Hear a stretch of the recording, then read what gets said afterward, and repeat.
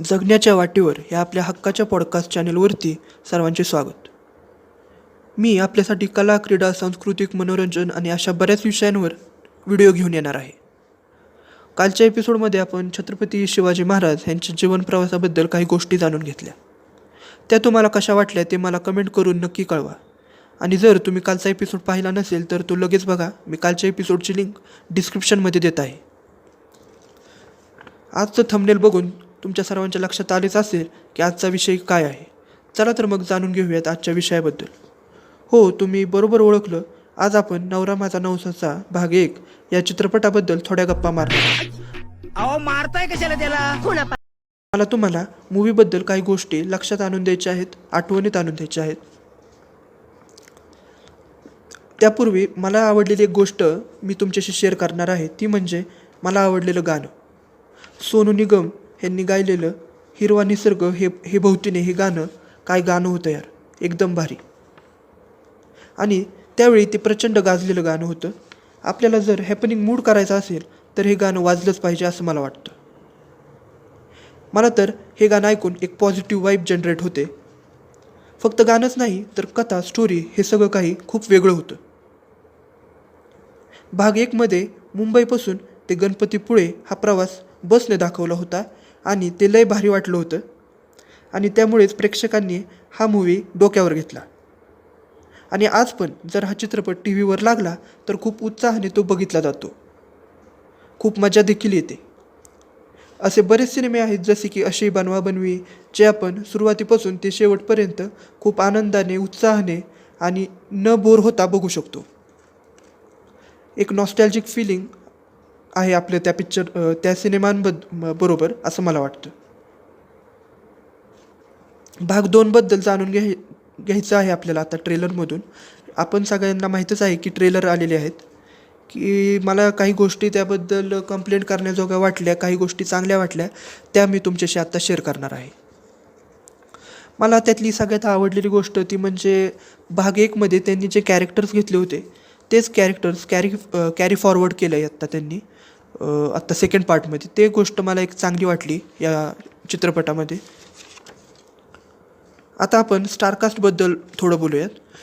Star cast अशी आहे की त्यामध्ये द ग्रेट अशोक सराफ, सचिन पिळगावकर, सुप्रिया पिळगावकर, स्वप्नील जोशी, हेमल इंगळे, सिद्धार्थ जाधव, जयंत वाडकर, निर्मिती सावंत, वैभव मांगलेकर, विजय पाटकर, अली असगर हे इतके भारी स्टारकास्ट आपल्याला सिनेमामध्ये बघायला मिळणार आहे. जे की खूप बेस्ट पार्ट आहे सिनेमाचा असं मला वाटतं.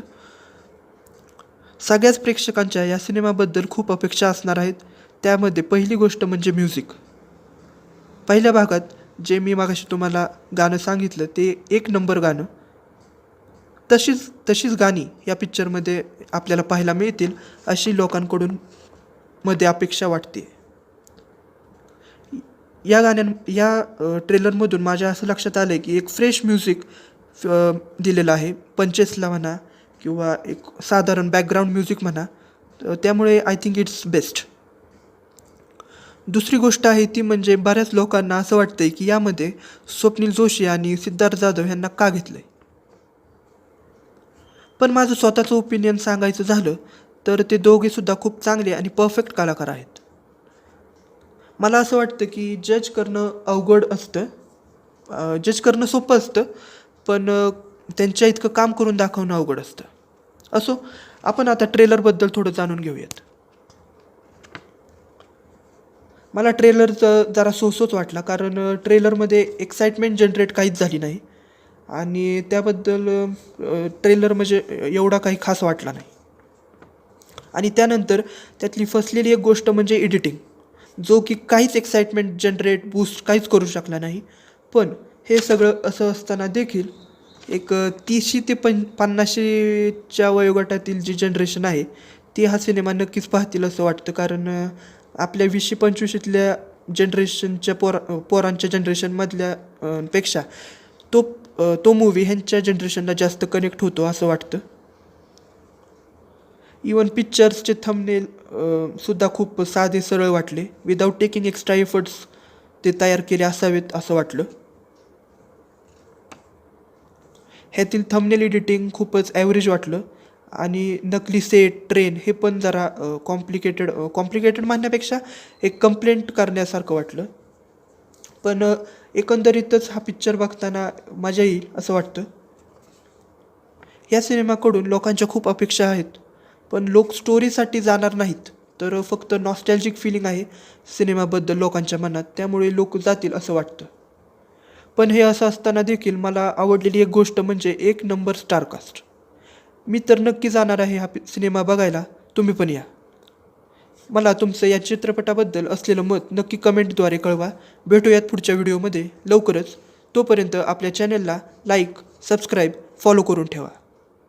बाय बाय, धन्यवाद.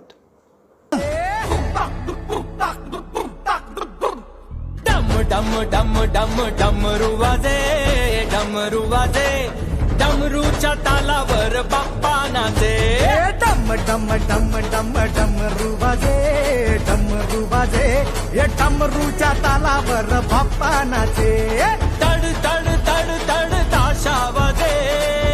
तड ताशा वाजे हे तड तड तड तड तड तड तड तड ताशा वाजे. ताशा वाजे हे ताशाच्या तालावर बाप्पा नाचे. ताशाच्या तालावर बाप्पा नाचे. डम डम डम डम डमरू वाजे डमरू